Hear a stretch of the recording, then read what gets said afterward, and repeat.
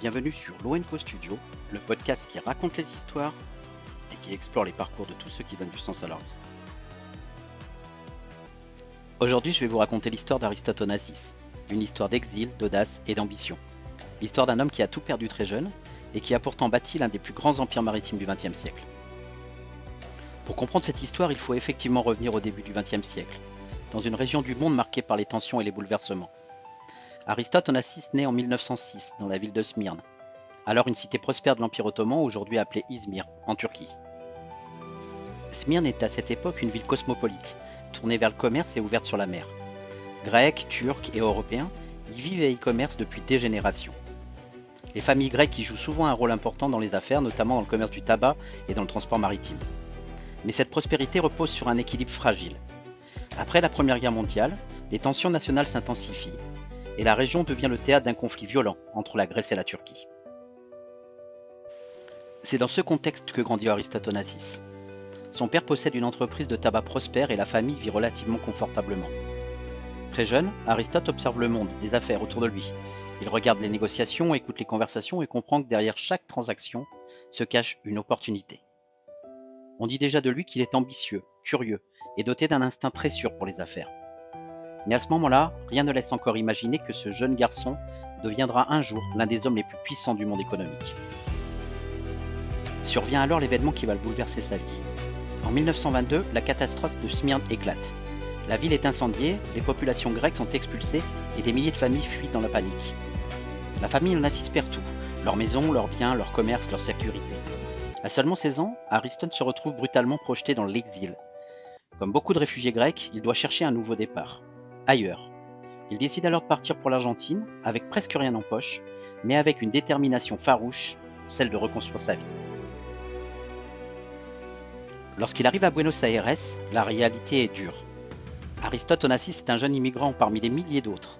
Il parle à peine la langue, ne possède aucun réseau et doit accepter des emplois modestes pour survivre. Il travaille notamment comme opérateur de standards téléphoniques pendant la nuit. Et la journée, il traîne les clubs un petit peu sélects du Buenos Aires de l'époque. Mais même dans ces conditions difficiles, il observe attentivement le monde des affaires.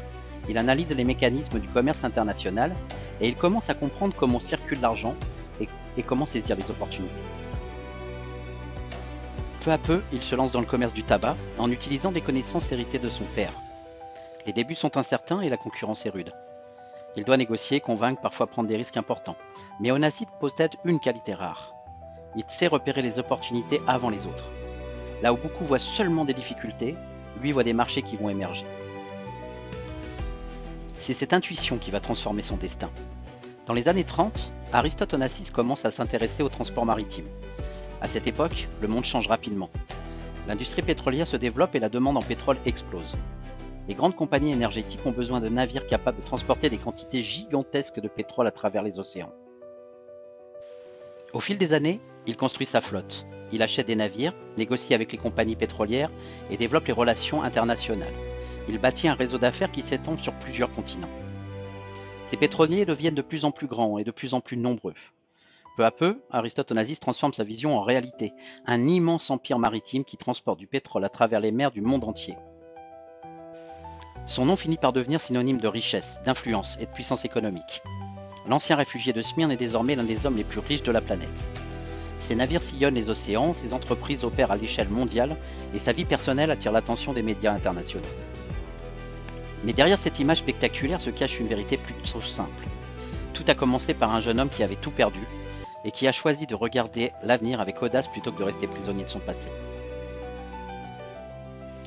Ce que cette histoire nous apprend, c'est que les circonstances les plus difficiles peuvent parfois devenir le point de départ des plus grandes aventures humaines. Et que la différence entre ceux qui subissent leur destin et ceux qui le transforment tient souvent à une seule chose, la capacité de voir, au cœur du chaos, les opportunités que personne d'autre n'ose encore imaginer.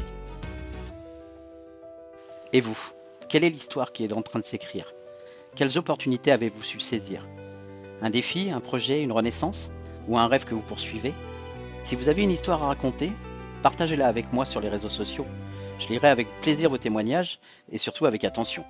J'en sélectionnerai certains pour les raconter et les mettre à l'honneur dans un prochain épisode audio.